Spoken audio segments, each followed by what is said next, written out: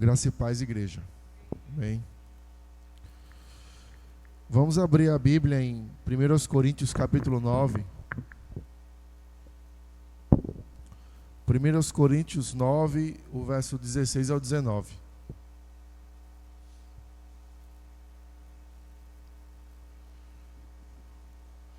Primeiros Coríntios capítulo 9, o verso 16 diz assim: Se anuncio o evangelho, não tenho do que me gloriar, pois sobre mim pesa essa obrigação, porque ai de mim se não pregar o evangelho. Verso 17: Se o faço de livre vontade, tenho galardão, mas se constrangido, é então a responsabilidade do despenseiro que me está confiada. Verso 18: Nesse caso, qual é o meu galardão? É que, evangelizando, proponha de graça o evangelho, para não me valer do direito que ele me dá. Porque, sendo livre de todos, fiz-me escravo de todos, a fim de ganhar o maior número possível. Eu quero fazer uma breve oração para que o Senhor ele possa, através do Espírito Santo, operar em nossas vidas. Deus grande e poderoso, nesta noite, em Tua presença, eu Te agradeço por este momento tão especial em que Tua palavra ela é pregada, em que nós podemos meditar e refletir sobre o propósito que Tu tens em nossas vidas. Eu Te peço que, através do Espírito Santo, Tu vá tocando em cada vida que está recebendo essa mensagem, essa ministração. Que todos nós possamos, meu Pai, estar com os ouvidos abertos e o coração apto para receber a Tua palavra, Senhor. Precisamos nesta noite que Tu opere em nossas vidas. Eu apresento cada irmão e irmã, seja aqui na igreja ou seja recebendo essa transmissão pela internet. Que cada pessoa que receber essa mensagem, que está participando deste culto, possa ser tocado pelo Espírito Santo de Deus. E a sua vida ela não permaneça a mesma, mas seja transformada pelo amor que faz uma nova história. Eu creio que nessa noite, Pai, Tu preparou esse ambiente para que Teu nome seja glorificado em nossas vidas. E aqui é um local, como foi louvado mais cedo, uma casa de oração. Uma casa em que as pessoas têm a oportunidade de buscar a Tua presença. Aqui é um lugar onde nascem novas criaturas, novos homens e mulheres, lavados pelo sangue de Jesus, e que têm disposição para obedecerem ao Teu chamado. Então fala conosco nessa noite, Pai, confirmando o propósito que Tu tens em cada um de nós, para que possamos, meu Pai, ser motivados a Te adorar, independente das circunstâncias, e que tenhamos um coração movido, compungido, para buscar a Tua presença. Aqui está a Tua igreja, Pai, eu Te apresento a Tua igreja neste momento, e eu creio que Tu és fiel para surpreender com a Tua palavra, com o Teu cuidado, com o Teu toque. Eu sei que o Espírito Santo está operando, porque é a Tua vontade operar, Senhor. E aqui eu creio que existem corações que desejam o Teu operar, Senhor. Então, opera para a glória do Teu nome. É isso que eu Te peço e Te agradeço em nome de Jesus. Amém. Irmãos, essa semana eu refleti a respeito da moderação e é algo que é uma lição para mim, porque vivemos num período em que as pessoas andam tão intolerantes. E eu me surpreendi me identificando como uma pessoa intolerante. E eu fui repreendido pelo meu pai, que não é crente. Ele não tinha intenção de me repreender, mas o que ele falou me fez refletir. E eu queria trazer isso para a igreja. O quanto Deus ele conta com cada um de nós, para que através do nosso testemunho nós possamos levar o evangelho de Cristo. Falando sobre moderação, eu creio que o oposto à moderação é a paixão, o total envolvimento. E paixão, ela tem uma conotação aos meus ouvidos de excesso. Mas o tema que eu escolhi para a mensagem dessa noite, eu intitulei como a paixão de Paulo. O chamado de Paulo. Paulo, ele teve um chamado que não o permitiu arredar o pé nem para a direita, nem para a esquerda. Mas ele foi reto, ele foi estricto com o seu chamado. Em todas as suas viagens missionárias, e as 3 viagens missionárias, a sua viagem final a Roma, ele em todo momento pregou o Evangelho. E isso é constrangedor, irmãos. Eu, quando li essa palavra mais cedo, eu chorava, porque como estamos distantes disso. A igreja, ela vive um período morno, um período de esfriamento, um período em que as pessoas estão acomodadas e que as pessoas, elas se contentam com migalhas espirituais.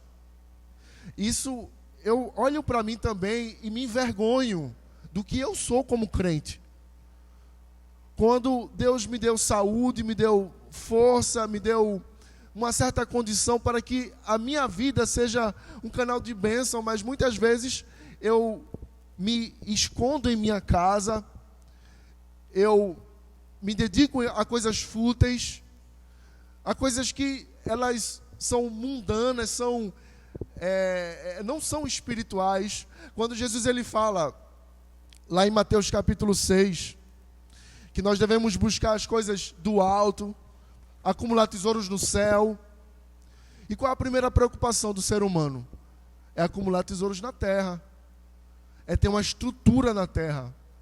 A preocupação hoje do ser humano é buscar as coisas materiais.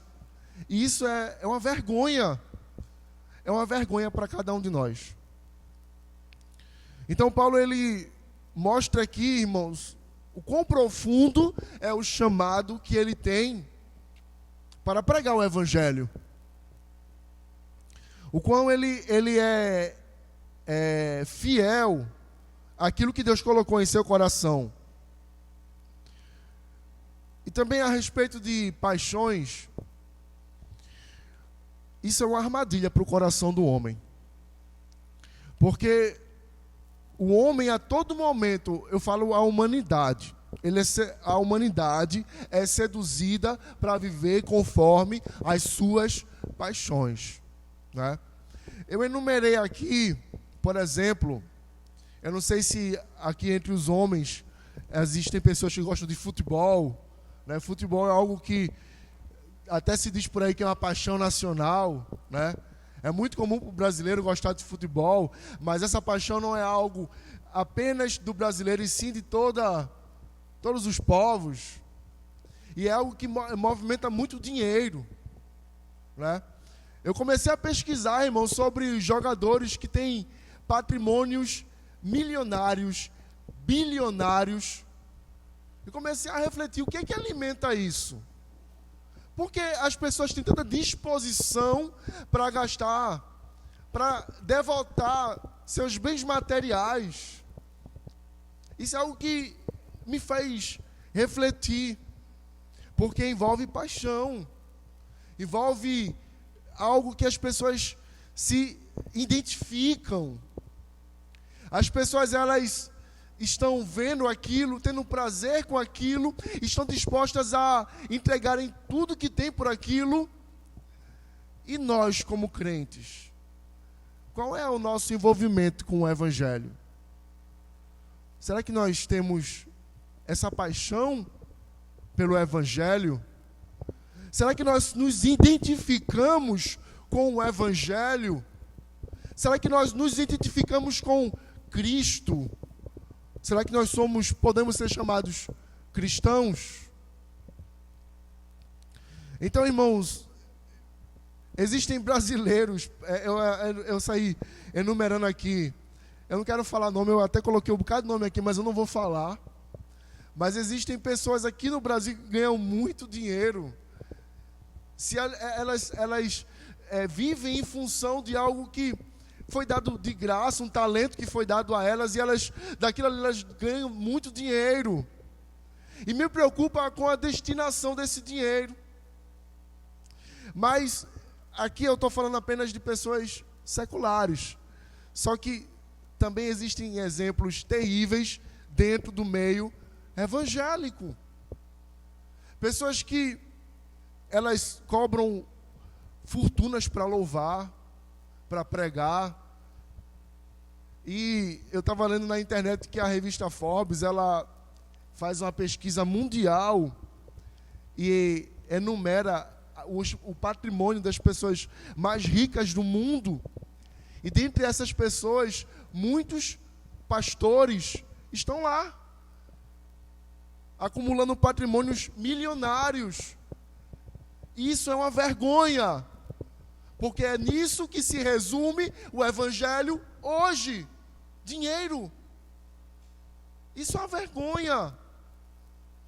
Isso é uma vergonha porque Paulo, ele tinha um compromisso em pregar o evangelho, em levar as boas novas. Ele se descreve como escravo. Ele se coloca na posição de alguém que abriu mão da sua liberdade, do seu patrimônio, do que ele era, ou que ele ostentava, ou a posição que ele ocupava na sociedade, para servir a quem não tinha nenhuma esperança. Paulo, ele dá testemunho de alguém que abre mão da sua liberdade por amor ao evangelho. Paulo é um exemplo de alguém altruísta, alguém que abriu mão daquilo que era mais importante para ele.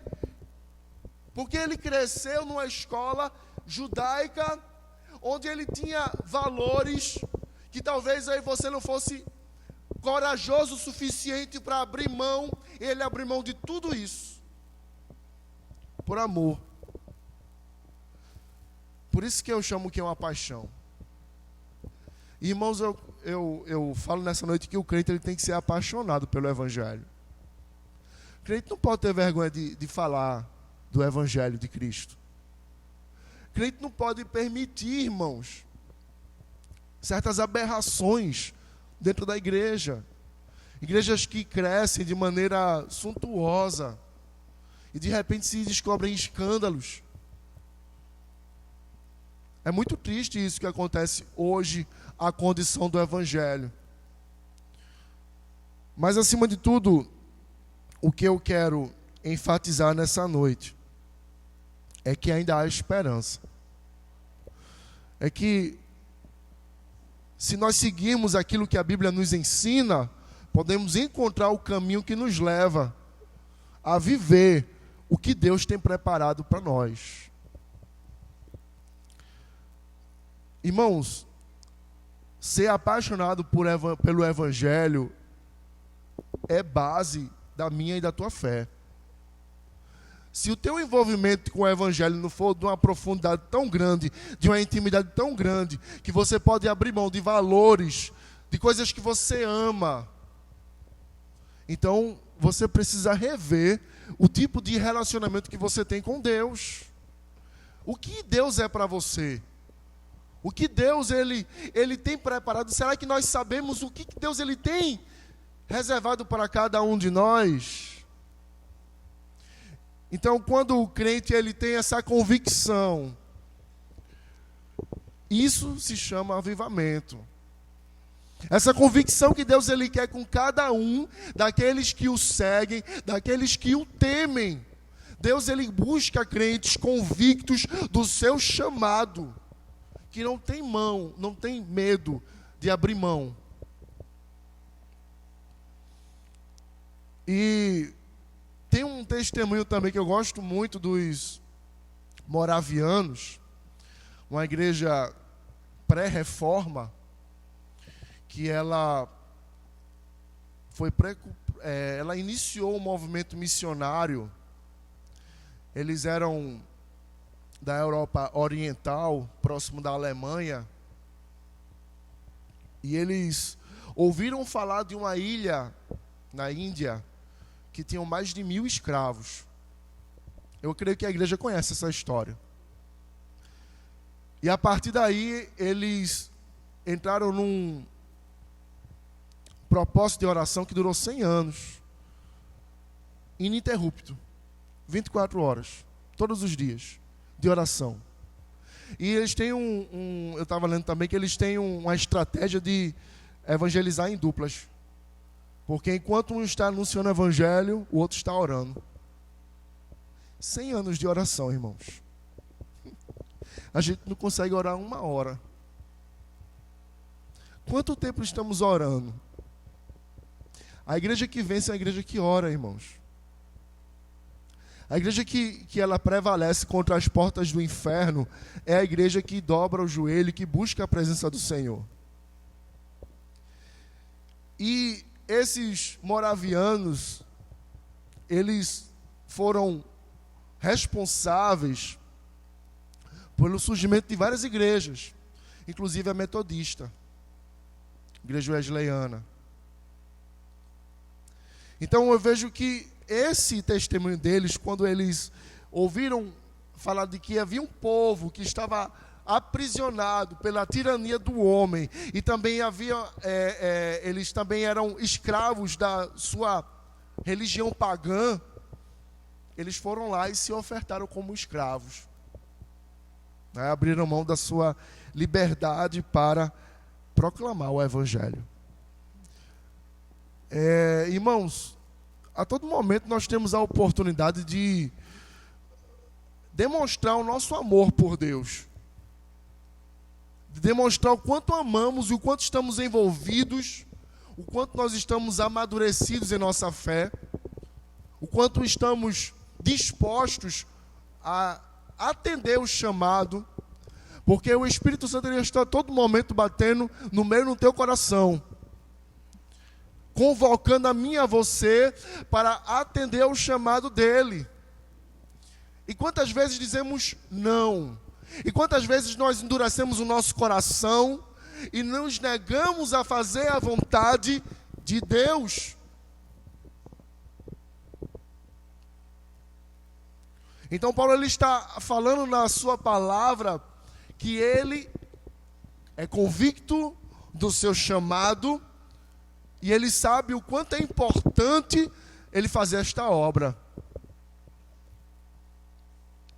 A igreja lá de Corinto era uma igreja que estava localizada numa região de muito comércio, muito populosa, uma região que era rica, famosa pela sua porcelana, uma região em que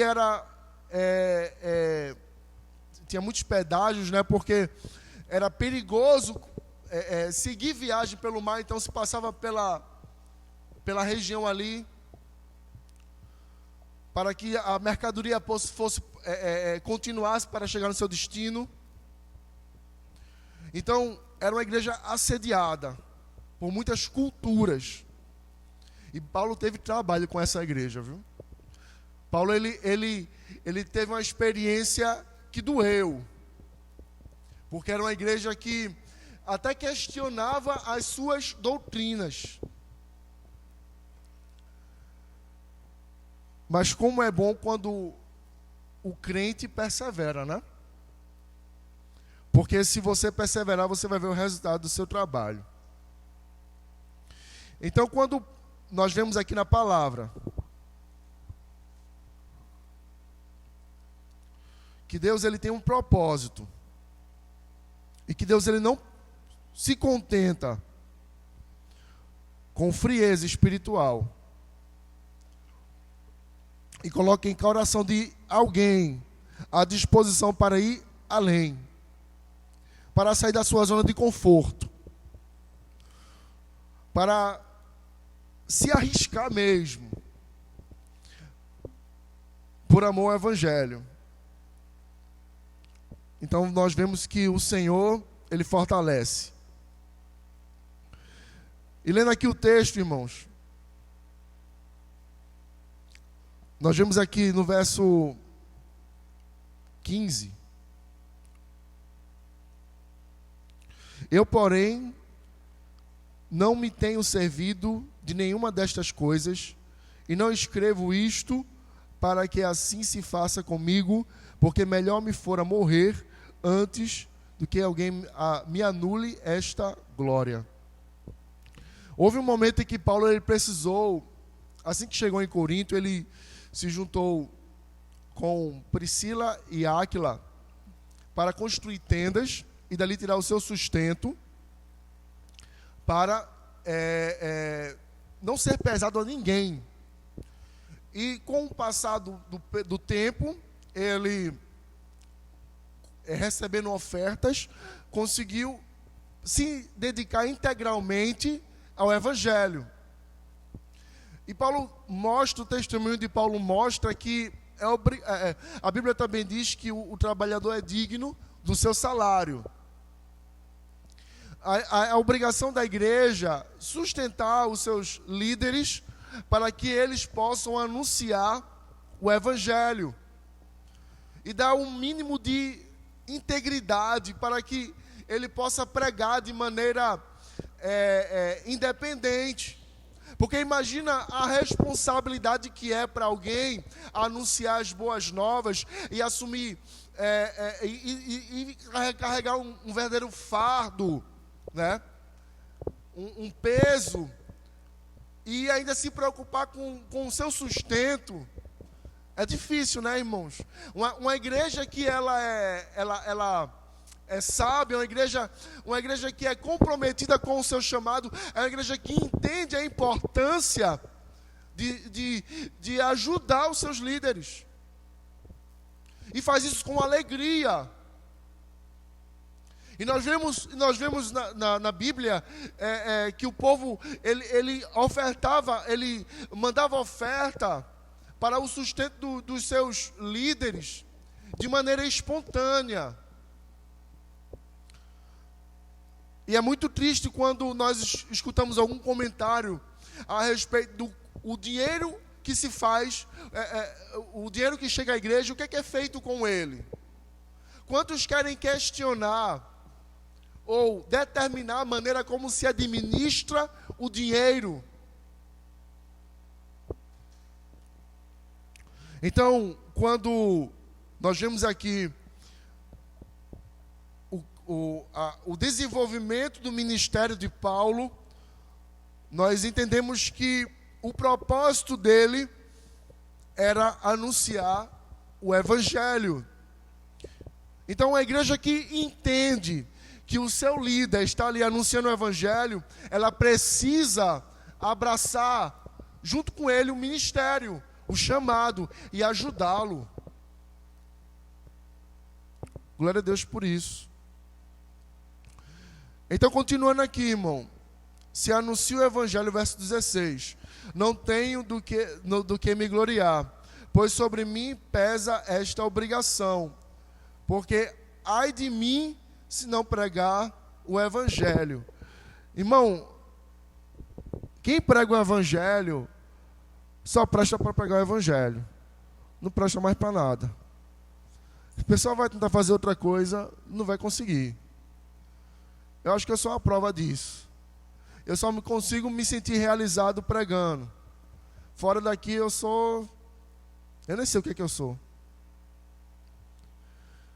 Mas quando o Senhor ele mostra, através do testemunho de Paulo, que Paulo ele sente, em outro momento ele usa uma expressão de entranhável afeição.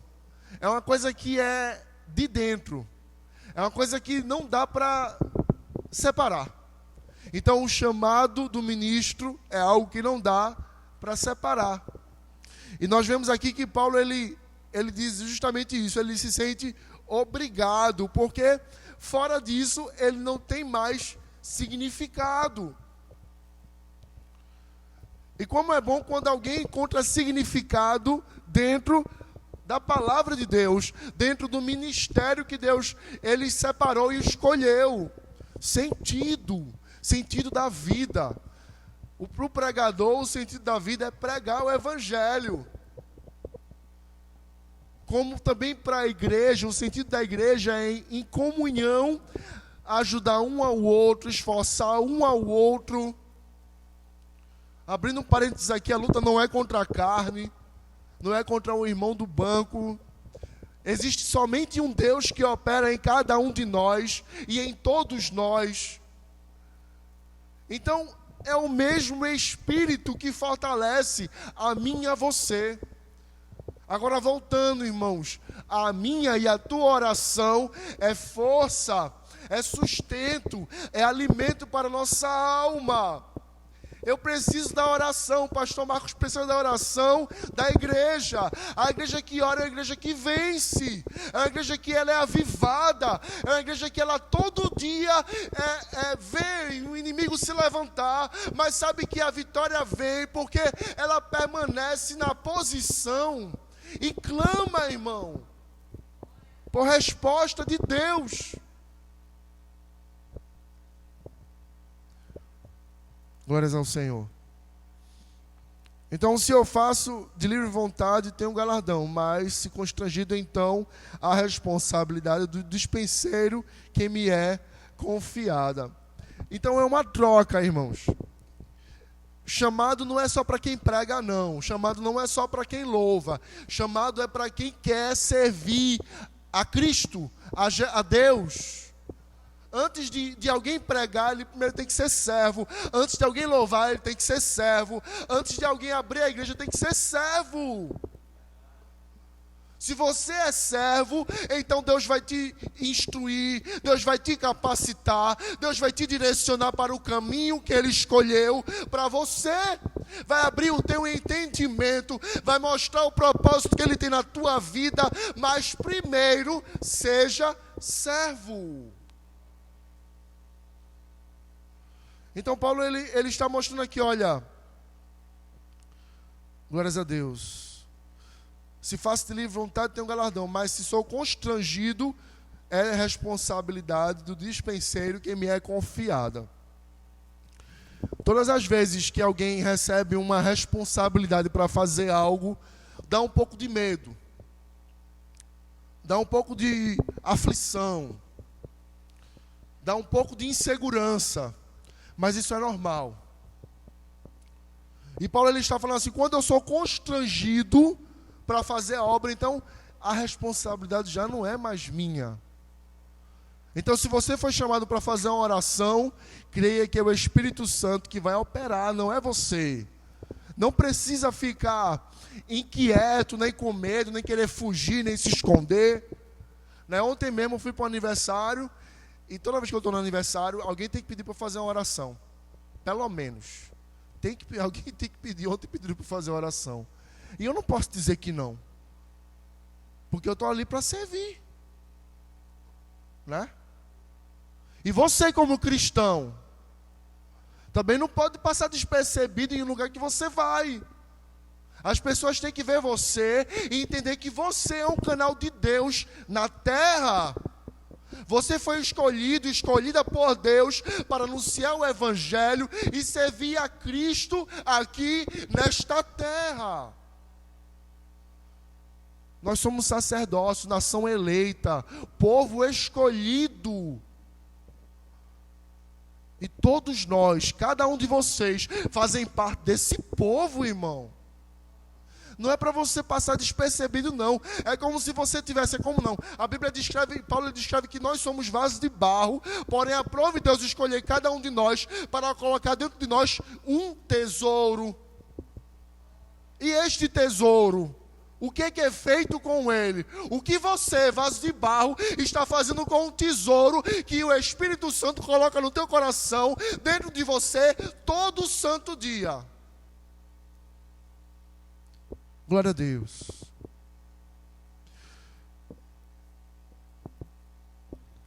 Aleluia. Então, irmãos, quando eu vejo Paulo, ele sendo constrangido para fazer a obra, entendendo que quando ele, nessa condição, a responsabilidade de fazer, já não é mais dele. Isso, eu não sei se a igreja tem esse sentimento, mas é como se tirasse um fardo. Que quem opera não é a palavra, não é o homem, mas é o Espírito Santo de Deus. que no meio daquele povo que você vai estar anunciando a palavra de Deus, ou louvando, ou testemunhando, ou servindo, ali vai ter alguém que vai estar com o coração preparado, com um solo preparado para a semente que está sendo colocada, e ali vai crescer a árvore do Evangelho naquele coração, irmão. Aquela vida vai ser transformada. Então, eu me lembrei agora do filme dos moravianos, que a oração do primeiro missionário que foi enviado foi que se uma alma se convertesse ali, já justificaria todo aquele sofrimento.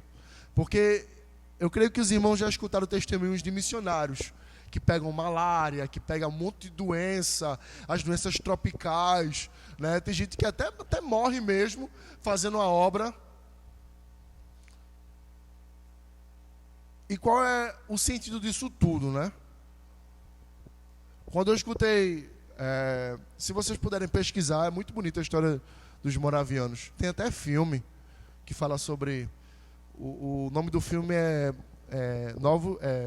Novos Frutos, o nome do filme. É um filme bem antigo, da década de 70, da década de 60, mas já é colorido, não é preto e branco não, tá? Aí fica melhor para assistir. Vale a pena ver, é um filme muito bom. Eu gostava tanto desse filme que eu baixei o áudio dele em MP3, e quando eu ficava viajando, que eu já viajei muito, ficava escutando o filme, só o áudio do filme. Amava, chorava. Coisa mais linda, o testemunho deles.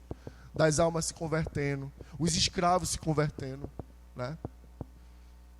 Teve uma pergunta que fizeram, né, no filme lá, ele falava assim, quando ele ia lá para anunciar para os escravos, né? Imagina, os escravos sofria, né? Se alimentava mal, dormia mal, né? E trabalhava jornada exaustiva, e no momento que eles tinham de repouso, lá ia lá o moraviano lá para evangelizar eles. Aí imagina o humor desse povo para receber o evangelho. Que testemunho esse povo tinha para dizer que para crer num Deus, né? Aí teve uma pergunta que ele fez assim pro moraviano: esse Deus que você prega, ele é branco ou é preto?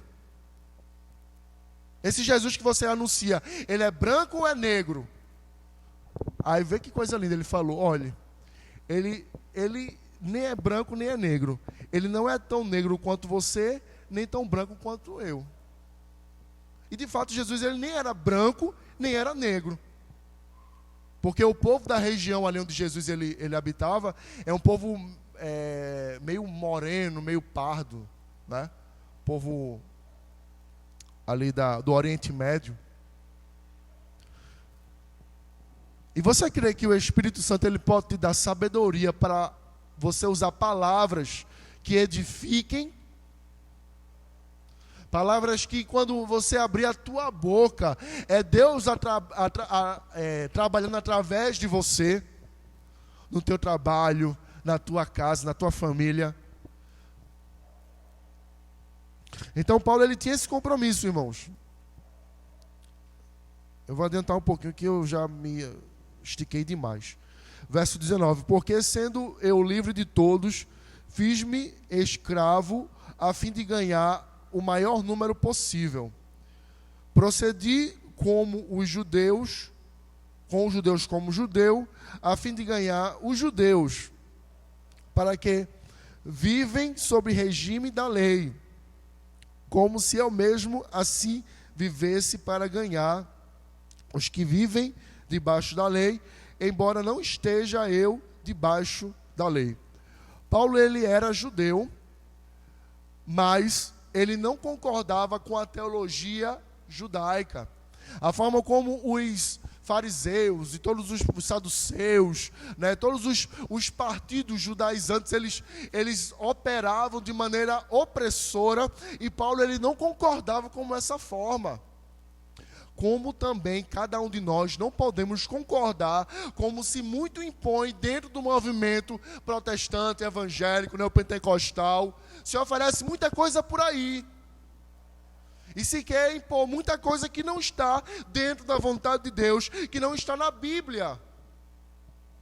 jugo, cultura. Meu irmão, se você é transformado, se você é nova criatura, essas coisas vão vir, vão passar, porque o teu coração é transformado pelo Evangelho, pelo amor de Cristo. Você é nova criatura. Você não precisa de uma veste para dizer que é crente, não precisa de um corte de cabelo para dizer que é crente. Você é crente o teu ser, ele é transformado. Glória a Deus. Se existe sinceridade, irmãos, compromisso, verdade, a glória de Deus vai se manifestar na tua vida. E não é a tua veste que vai dizer o contrário, não. Glórias a Jesus por isso. Então, Paulo, ele mesmo sendo judeu, pregava a conversão aos judeus, porque não concordava com como os judeus operavam. E também ele não só pregava aos judeus, mas como aos que não tinham lei, que eram os gentios. No verso 21, aos sem lei, como se eu mesmo fosse, não estando sem lei para com Deus, mas debaixo da lei de Cristo, para ganhar os que vivem fora do regime da lei. Irmãos, eu fico imaginando o seguinte: Paulo, ele foi educado na lei dos judeus.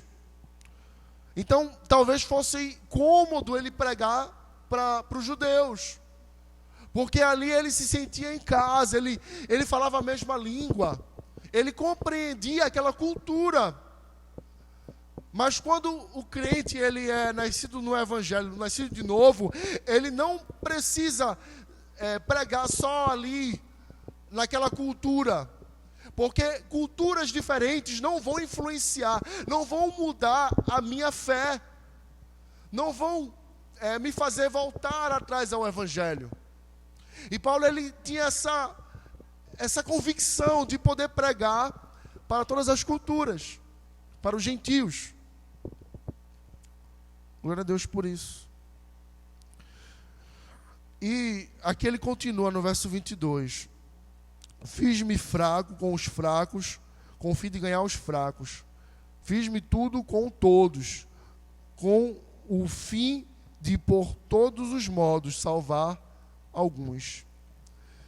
Paulo, ele mostra que pode acontecer de você pregar e vida se converter, mas pode acontecer de você chegar e não ser recebido, de você não ser compreendido, que as pessoas não compreendem esse amor inexplicável que Deus ele derrama em nossas vidas todos os dias.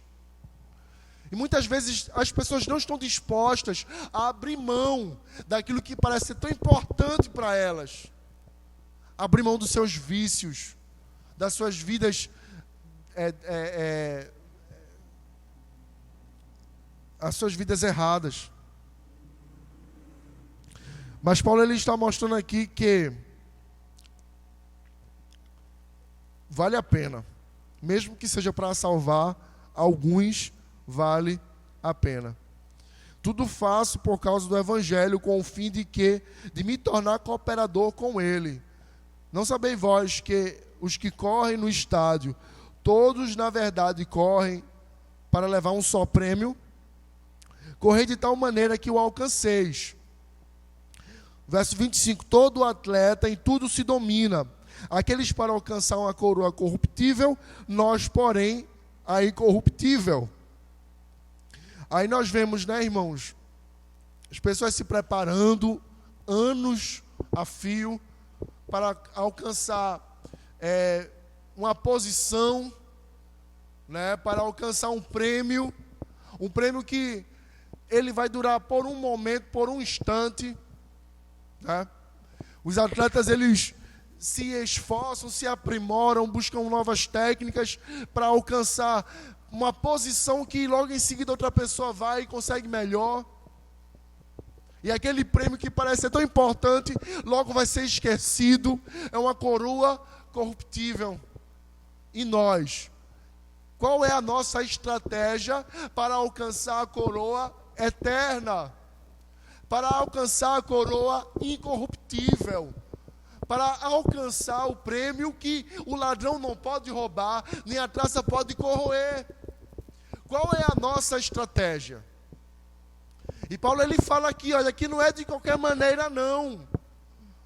Crente não é feito o saco de batata que nasce em qualquer lugar. O crente ele não pode ser tratado dessa maneira, ele não pode achar que o evangelho vai crescer por si só. É necessário, irmãos, que nós tenhamos estratégia. Eu falei aqui, e estou repetindo, que a paixão de Paulo demonstra que ele tinha compromisso com o seu chamado. E não foram palavras, não foi prisão, não foi chicote, não foi alguém desfazer da obra dele que o impediu de proclamar, de fundar a igreja, de levar as boas novas. Aí nós vemos de uma maneira tão cômoda que basta uma cara feia, né? O pastor não falou comigo, está com raiva de mim, não vou mais para a igreja. Pastor, coitado do pastor. Se o pastor não tiver com um sorriso na cara, se não tiver com uma palavra de amor, ele já não presta mais. O crente se sente no direito, meu irmão, de falar do pastor, misericórdia. Uma pessoa que deu a sua vida por amor ao evangelho. Aí vem alguém que se sente no direito de falar, né? Glória a Deus que vivemos na graça, né? Que nós contamos com esse perdão e nós podemos pedir perdão pelas falhas que cometemos. Mas ele pelo seu pastor. Então, quando nós vemos que Deus instruiu Paulo a chamar a atenção da igreja para que ela desenvolva uma estratégia, para que a nossa vida seja edificada, para que a vida da nossa família seja edificada, para que a igreja ela seja estabelecida, é necessário a tua estratégia. E qual é a tua estratégia?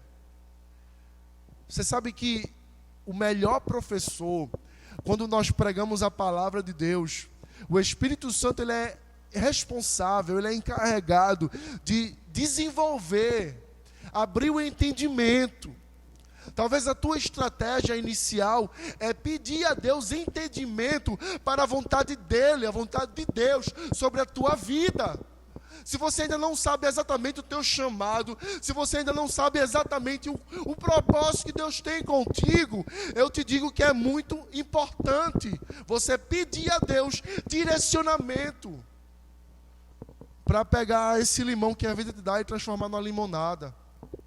Para pegar essas dificuldades que a vida se impõe a cada dia e fazer algo que seja edificante para você. Porque tudo Ele permite, ou Ele tem vontade que aconteça na tua vida com um propósito. E essa é a estratégia. Então Paulo ele encerra aqui, assim corro também eu, não sem meta, mas assim luto, não como desferindo golpes no ar, mas esmurro o meu corpo e o reduzo à escravidão, para, tendo pregado a outros, não venha eu mesmo a ser desqualificado. Então, esse é o desafio do crente. Que não adianta eu falar, não adianta eu dar testemunho, se em algum momento eu tropece, né? Eu não estou dizendo aqui que o crente deve ser um tirano, porque nós somos passíveis de falhas. Mas nós podemos, acima de tudo, lutar. Como Paulo ele fala, olha, a estratégia é você negar a sua vontade. É você esmurrar, né? Ele fala como se ele tivesse a carne a todo momento querendo prevalecer e ele a todo momento lutando contra a vontade da carne. Então esse é o desafio do crente, irmãos. É a cada dia eu e você lutar contra as paixões. Porque só uma paixão vale a pena. Só uma paixão que nos dá sentido para a nossa vida. É a paixão que nós temos por servir a Jesus. Por carregarmos esse título de cristão, né? De evangélico.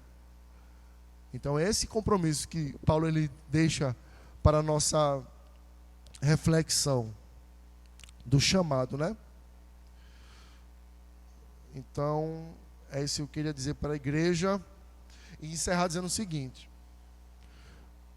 que você pode ser a pessoa mais fraca do mundo aí fora, né? Você pode ser a pessoa menos importante aos olhos dos homens, ou a pessoa que tem menos valor.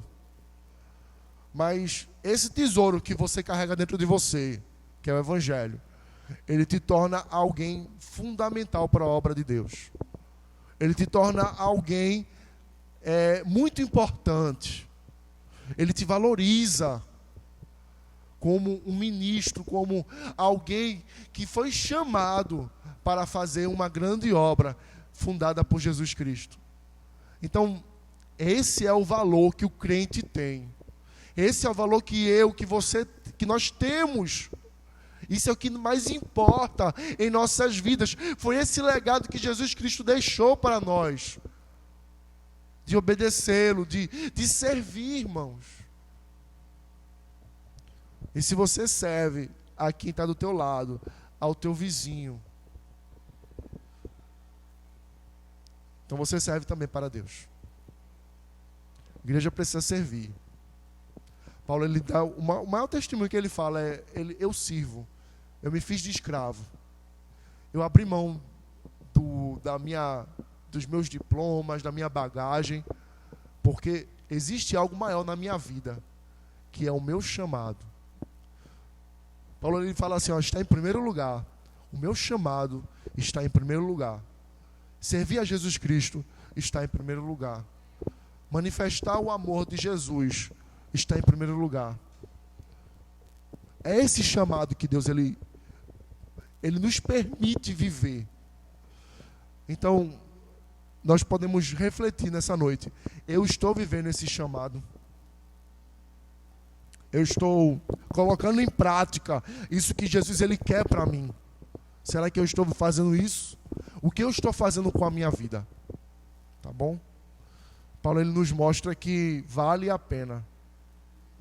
E se você ainda não tem essa convicção do teu chamado, você pode também orar, pedir para Deus ele te mostrar.